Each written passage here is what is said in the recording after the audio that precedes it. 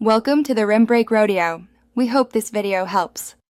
You need iOS 16 or later and apps that expose lock screen widgets. This matters because older versions lack the widget API. First, wake and tap and hold the lock screen. Once it responds, tap Customize or Add New to begin editing. You're starting the layout step immediately. Choose an existing wallpaper or a new one because widget placement depends on the lock screen template. Make sure to select a layout with a widget area.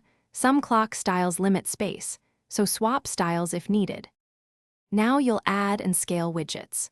Tap the widget area to open the gallery, then tap a widget to add it. Larger size widget options yield more readable content, so prefer those when available.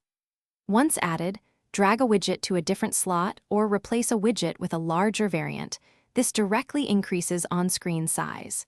If space is tight, create a widget stack by dragging one widget onto another. Stacks let you cycle through multiple widgets while occupying a single, larger footprint. Finish by tapping Done and then lock and wake your phone to inspect the result. You want to confirm text is legible and tap targets respond. If a widget remains small, that's usually an app-provided size limitation. Update the app, check its widget options, or swap in a different widget that supports larger sizes.